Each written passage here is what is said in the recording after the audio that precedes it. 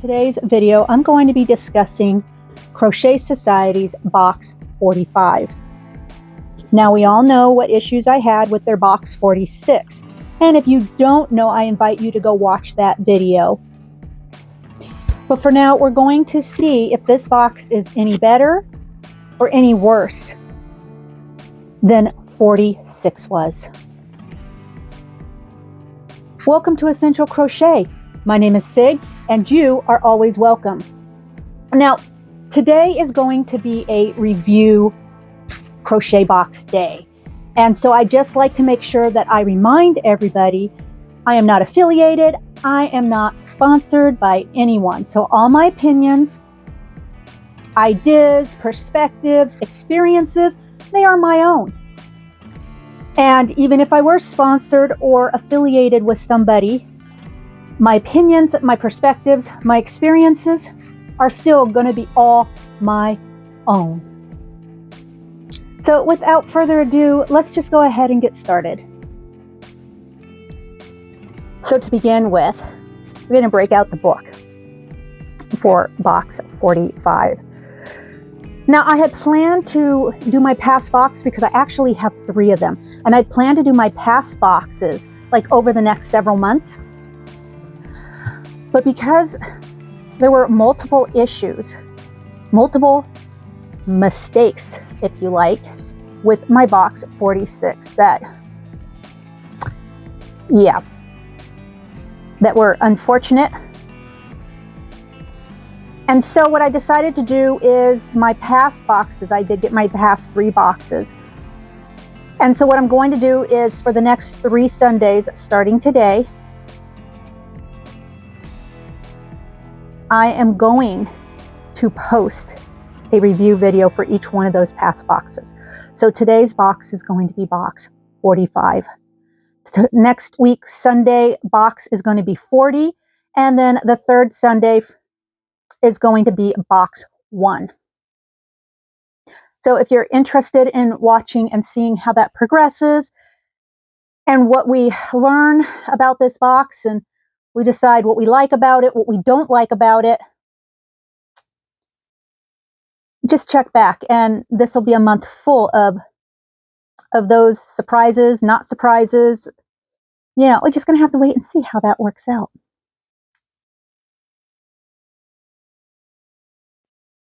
Now, this Crochet Society box is box number 45. So it's before the first actual box I got. So this is a past box, of course, too. And this one came out in November 2023, and it has a nice winter holiday sort of motif going on with it. And as usual, we've got the conversion chart and abbreviations on the back of the book. The book itself retails out at £12.50. So in this box, let's see what I should be getting. My yarn, I should get 2 balls or 2 skeins of the Stylecraft Impressions in Grand Canal 5401. So I've got this, and here's the other one. And we'll just put that other one aside because we just really need the one. Now, I've worked with this yarn before, not the colorway, but this yarn in that past Lottie and Albert Curate crochet box, except this was more blue, and I worked with it. It was called Parasol. That's right, Parasol, and I worked with it on the slipper socks. And that was the yarn that I actually kind of like, especially for an acrylic, because to me it feels like it has like polyester in it, so it's kind of super soft. So I can see this as a great baby blanket. Here, the colorway they said is Grand Canal or Grand Canal. I guess it all depends on how you read it and how you pronounce it. Oops. Okay. So here again, it's going to be a wash on gentle in a low temperature. You can put this in a cool dryer. You can use a cool iron on this, and you can dry clean. It recommends a 4.5 millimeter needle, and then also pretty much the same size for the hooks. But really the size is pretty much same, so not a big deal. This is their Aran weight. Okay, so we got 2 of these. And they don't give us the retail price of this. So something clearly changed over the year. They tell us that they hope our box of Crochet Festive Cheer will bring us joy for the month. The next thing they offer is this tassel maker. So that's kind of handy. Always use a tassel maker, at least something that's convenient. I've never made or worked with a tassel maker like this, so it'll be interesting to say the least to see how this works. So next they have a hook. So they give us our hook. And again, it's their signature polymer clay handle hook. And then this kind of aluminum, I don't really know, I'm assuming it's aluminum hook. And it's functional. Again, it's not great quality, but it's perfectly functional. Then they tell us that we should have a stitch marker, a little tree stitch marker, and we do, with their classic lobster claw. And this is makes a great little charm. So that's nice. Also, they're telling me I should have this plastic ornament ball. So I do. So clearly there's going to be some kind of something that's going to go in there. So put that aside. Okay, now we got a bunch of like little things coming next. So I have this embroidery thread packet.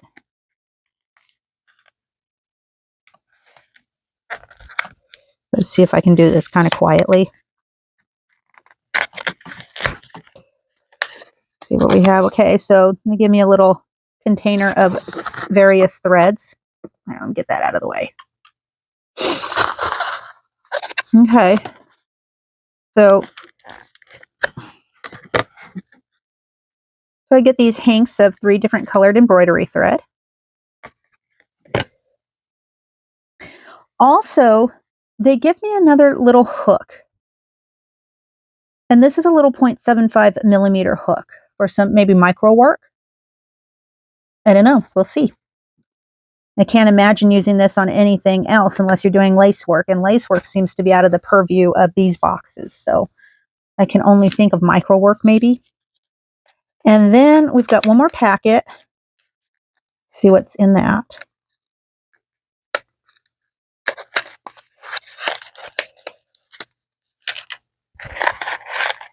And again, the safety eyes, which makes sense because I got stuffing as well in this box. So there's like a little bit of everything going on here. Okay, so I just noticed something that did not come in my box. And I don't know if you can see that, but I was supposed to get earring findings. And I did not. So I'm assuming that that is what the micro crocheting is all about. Something with the earrings, but we'll see. We'll jot over to the page that has the patterns and the projects that we can choose from. Okay, so yes, these micro crochet earrings, they're kind of like little granny square, and then wreath earrings seem to be the project as far as the micro crocheting is concerned. And it's probably a good thing I wasn't interested in doing those because, well, I didn't get my earring findings. But if I were interested in doing them, I have earring findings of my own in my stash of craft supplies, but still that's disappointing that they weren't in that box. Okay, so the other project that is available is Prancer the Reindeer, a big cuddly friend ready to snuggle into a stocking. So that's kind of cute. That's all right for a little kid toy. And then the next project they offer is another scarf, but this one is what they call this Beneath the Tree scarf, a lacy accessory finished off with tassels. Now, because this scarf is actually made with an acrylic yarn, I can see this being used for warmth. The next project they offer is the rocking horse ornament, a miniature favorite to hang on the tree. So that first pattern is the reindeer pattern. And Prancer the reindeer, personalize Prancer with your choice of colors and festive embroidery.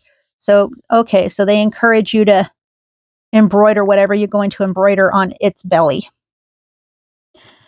And this particular piece is designed by Jenny Conduit. Now, the next pattern they show us in the book is the micro crochet Christmas earrings. They tell you it's a bit fiddly. Crochet goes a long way with these simple Christmas earrings. And this design is by Zoe Protrack as well. We've seen other designs by her. The next ornament is this mini rocking horse ornament, an iconic little decoration for the tree. You can pop this little chap into your extra large plastic bauble. Okay, and this one's also designed by Jenny Conduit. And these little rocking horses are pretty reminiscent of the classic style rocking horse you've seen done with thread crochet. And then last but not least is this Beneath the Tree scarf. And so we have the pattern for that here. And then they're telling us that this little Santa hat is a bonus pattern for us to make, and we can find the pattern at Crochet Society there on their website. Now, what's interesting is they give us a bonus pattern in this book for a bobble and chic cardigan. So that's nice. That's worth checking out. Again, here are some of the makes from past boxes. And then here in the center of the book, they talk about the yarn. So we'll go over the yarn just a little bit. Make a good impression. It's important to start any design project with yarn that you trust. And so working with top brand Stylecraft to bring you this box's yarn was an easy choice to make. Impressions is an Aran weight yarn that creates a hazy color change to your projects, and the lovely flecks of color resemble that of an impressionistic painting. It really does. That I have to give to them. 8 shades complete the palette, each named for the each named for and inspired by great impressionistic works, from Monet's Water Lilies to, that's a name I don't know how to pronounce. Anyways, each with its own individuality that will create beautiful crochet works of art. See, this is why I'm not an English major in writing books, but rather I crochet. I do arty things, like with my hands and stuff. Our seal of approval.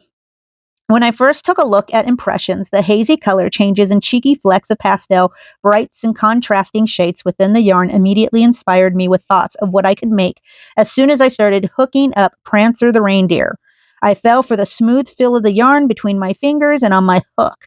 The colors and finished fabric came together nicely to make a squishy but not shapeless toy without losing any of the softness of the premium acrylic material. I was pleased by the versatility of the yarn. I was pleased by the versatility of the yarn too when I made up a sample for Mary Ringy's scarf. I'm not surprised though, given how much I love to use Stylecraft across a whole range of projects. The lace pattern, gently weighted by the finished tassels, shone in combination with the smoothness of the yarn and the hazy colors. I wet blocked the scarf to give it its neat finish, a technique that doesn't always have success with acrylic, but in this case, the pattern demanded it, and it worked a treat. So basically what they're telling you is if you're going to do this scarf, you really need to also block it. And then here we get kind of they give us a showing of the different yarns that they have in this Impressions collection. So now back to the table of contents. So clearly I won't be making any micro earrings, and I won't be doing a scarf. So what I will do is, I think I'll have to take a look at it, but I think I might be able to do both the reindeer and the rocking horse. I think there's enough yarn there to do that with. We'll see what happens. I'm going to disappear for a moment and I'm going to come right back with whatever I decided to do, and I will discuss my thoughts and opinions per usual. So I'm going to begin by discussing how much of the yarn I used. This is your standard mid-range, typical craft store yarn. This, I actually, for an acrylic yarn, I actually like this yarn. Now, I've done other videos, review videos with this yarn, where I didn't particularly like the yarn for the use of it, or for the project that it was given me to do with. I think there could have been a much better yarn. But for this particular project, this yarn was really perfect for it. I don't have any complaints with that regards. And this project really didn't use a lot of yarn, thankfully, because at least now I can use the rest of this yarn in another project. And you'll see what I mean here in a minute.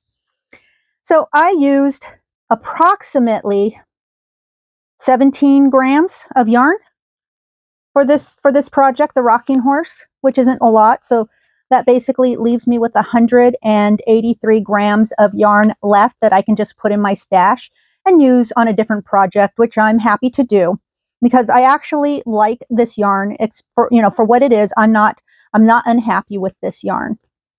Now, let me move on to the actual project. So the project is for this horse right here, this rocking horse. And this rocking horse is supposed to fit into this plastic bauble as a tree ornament. As you can see here, this is what our project is supposed to look like. Now, I started following the pattern.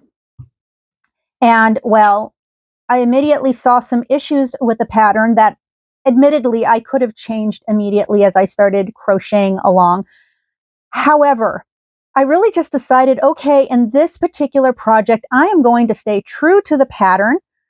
I clearly see the mistake, but I wanted to see how this project crocheted up just as instructed by the pattern and compare it with the picture and to see if everything basically worked out the way it was supposed to be, if it was just the one mistake, which could have easily have been a misprint, or if there were more mistakes and other issues that might make me reconsider the time or care that was actually put into this pattern. Because we all know, things happen, misprints happen. It can be difficult to write a pattern and be on top of it. And, and it does happen. However, for a publication and a box at this price point, and remember, I am actually really quite the supporter of the prices of boxes. So, however, at this price point for this box and the reputation that this company is supposed to have, I was just kind of curious to see how this thing worked up. So as you can see, my horse doesn't really look like the picture, does it? Hey, so this is what my horse is supposed to look like. And this is what my horse actually looks like. So the misprint I spoke about earlier, right, was, I think we can see the legs. So it clearly required us to crochet entirely too many rows or rounds for the legs. And so this may have just been me, but I checked and double checked and checked again on the pattern in terms of crocheting the back. And you can see the back of my horse is very slopey and not like what we see in the image at all. And I guess I could have stuffed it maybe a little less, and I could have shaped it with with some yarn, you know, to better kind of shape the piece. But I still don't think it was going to give me this nice shape that I was hoping to get. So yeah, all I can do is laugh. I can't even be mad or annoyed because the whole thing is just so silly looking. Um, Trigger warning for those of you who might get a little, you know, feel a little sensitive about my critique. Okay. But, you know, yet another mistake, another misstep.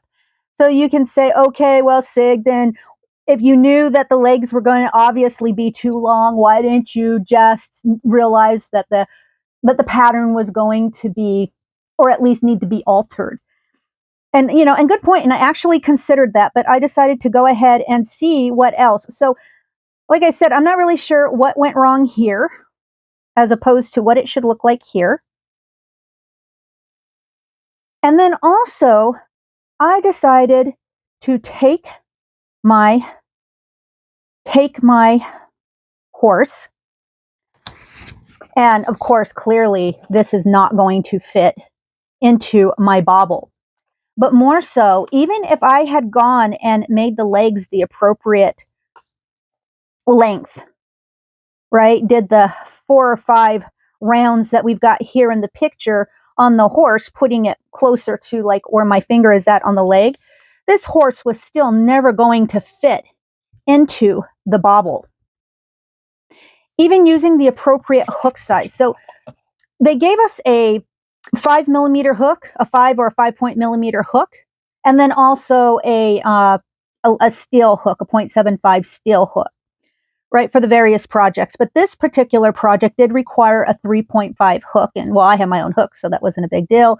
I just went ahead and grabbed one of those to make this project. So even using the suggested or recommended hook size, this horse, even if I did alter the leg pattern and then altered the back pattern a little bit or did whatever I needed to do to shape it so that it would look more like the image they gave us, it was still never, ever going to fit into this bauble. So, you know, one mistake, I can easily let that slide. 2 mistakes, I start getting kind of, I don't know. But then there are these certain moves that are like clearly blatant. Like, makes me wonder, did you even have anyone to, you know, who actually sat down and worked up this design and, you know, and tried to put it together according to the pattern given, right? Because clearly somebody worked up the design and they put it into the bauble and made it work, right? Unless they used a much larger bauble and then just gave us a smaller bauble because that's what fit in the box. I mean, I don't know. I don't know what happened. I don't know where the mistakes were made or where the corners were cut. All I know is that I'm still trying to decide if this is a giraffe with a short neck or a horse with long legs.